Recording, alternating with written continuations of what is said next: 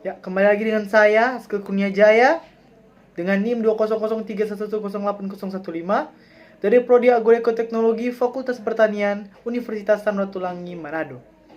Ya, pada hari ini saya akan memaparkan materi yang merupakan tugas dari dosen pengampun, dari dosen penanggung jawab, yaitu Ci Dr. Adelida Lumingkewas SPMSI, dari mata kuliah dasar-dasar ilmu dan budidaya tanaman.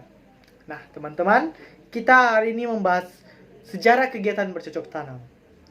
Seperti yang kita tahu, teman-teman, kegiatan bercocok tanam atau bisa disebut dengan pertanian, yaitu adalah kegiatan di mana kita membudidayakan tumbuhan-tumbuhan yang berguna untuk pemenuhan atau ekonomis, yang dapat digunakan secara ekonomis untuk kebutuhan pangan kita, dan juga untuk melengkapi untuk melengkapi kelangsungan hidup kita dengan cara kita mengkonsumsi makanan tersebut dan kita membudidayakannya.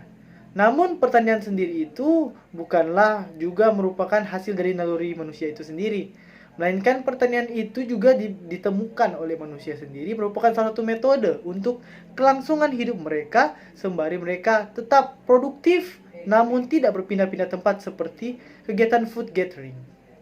Nah, seperti yang kita tahu, food producing berawal yaitu pada zaman es sekitar 11.000 sebelum Masehi atau 11.000 before Christ, di mana masa zaman es itu telah habis dan bumi itu menjadi lebih hangat, sehingga banyak sekali di wilayah di seluruh dunia itu mengalami musim kering yang lebih panjang daripada musim dinginnya.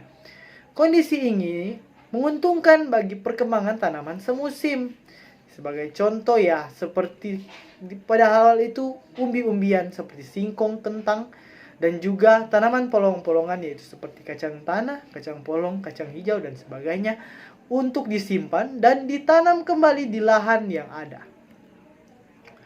Seperti yang kita tahu, awal atau perkembangan pertanian itu berbeda-beda di setiap dunia. Nah, sebagai contoh itu kita akan membahas perkembangannya di seluruh dunia, terutama pada peradaban-peradaban yang sudah tua atau bisa peradaban-peradaban yang pertama. Yang pertama yaitu adalah peradaban Mesopotamia. Peradaban Mesopotamia yang merupakan suatu peradaban yang sangat tua, dan terutama budidaya, the center of origin dari agriculture sendiri itu ditemukan 8.000 sebelum Masehi. Menurut Nikolai, jenis tanaman yang pertama kali dibudidayakan di sini yaitu adalah gandum, jelai Harley, buncis, kacang Arab atau chickpea, dan flax atau dalam bahasa ilmiahnya Linum utisatissimum. Seperti ini adalah gambar jelai dan polong-polongan yang merupakan suatu tanaman pertama yang dibudidayakan. Teman-teman, tentu saja tidak hanya di wilayah Indonesia yang menjadi center atau pusat dari pertanian itu sendiri, melainkan seluruh dunia yang memiliki keragaman dari spesies-spesies tanamannya yang menjadi bahan pokok bagi warga-warganya sendiri.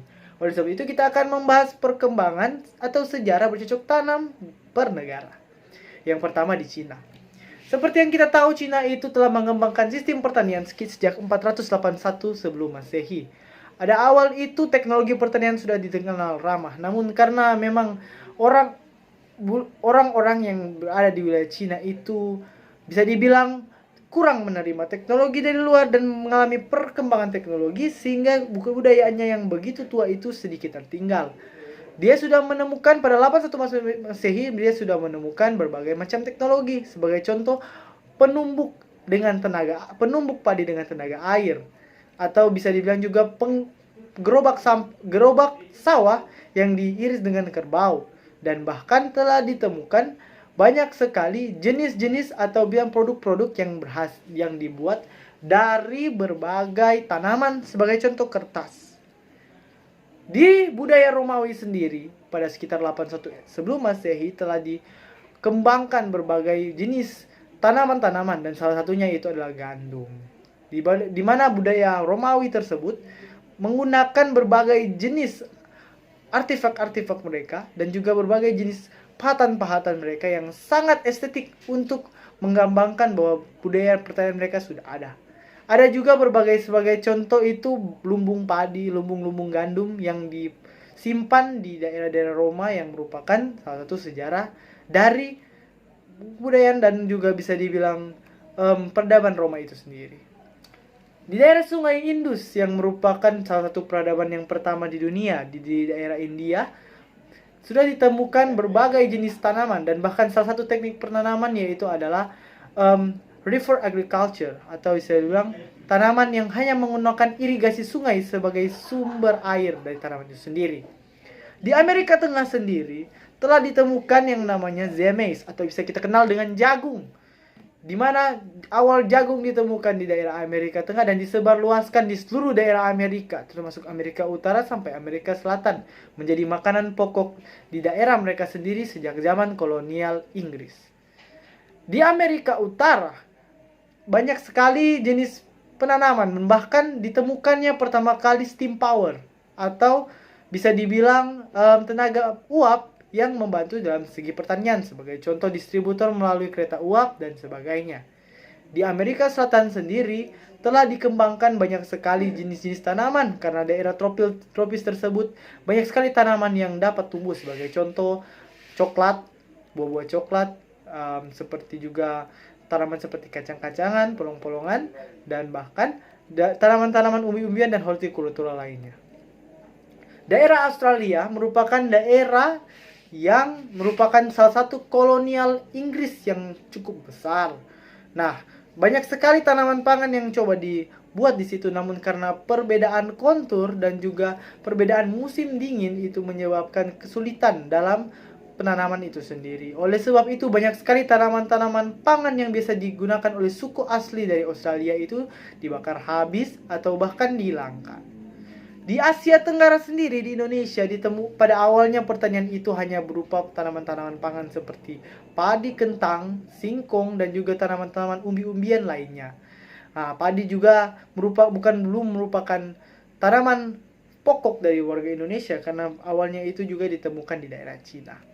Nah, namun di Asia Tenggara sendiri, Indonesia sudah merupakan salah satu produk pertanian yang sudah disebut atau bisa dikatakan bahwa Indonesia itu merupakan salah satu negara atau di wilayah yang sudah menemukan unsur-unsur pertanian atau kegiatan bercocok tanam yang lebih cepat sebenarnya daripada negara lainnya. Hanya perbedaan agama, kultur yang menyebabkan kelatar belakangan teknologi. Nah, teman-teman, saya juga akan membahas mengenai perkembangan revolusi atau revolusi pertanian. Seperti yang kita tahu, revolusi pertanian juga itu merupakan suatu perubahan yang berdampak besar pada pertanian di seluruh dunia. Nah, revolusi pertanian itu sendiri juga dikuasai atau bisa disebut mengikuti alur revolusi dunia, sebagai contoh revolusi industri, revolusi 2.0, 3.0, and 4.0 yang tentu saja memasukkan unsur iptek dan teknologi dalam perkembangannya, sebagai contoh varietas-varietas tanaman baru dan bahkan teknologi-teknologi pertanian yang dapat memudahkan produksi dari pertanian itu sendiri. Oleh sebab itu kita bisa lihat di dunia ini di mana tenaga manusia sudah tidak terlalu dibutuhkan dalam pertanian itu sendiri. Nah, teman-teman yang terkasih, sekian materi dari saya. Bila saya ada kata-kata yang salah atau kurang menyenangkan bagi Anda, mohon maaf sebesar-besarnya, dan saya mohon kritik yang berguna untuk membangun materi saya. Sekian dan terima kasih.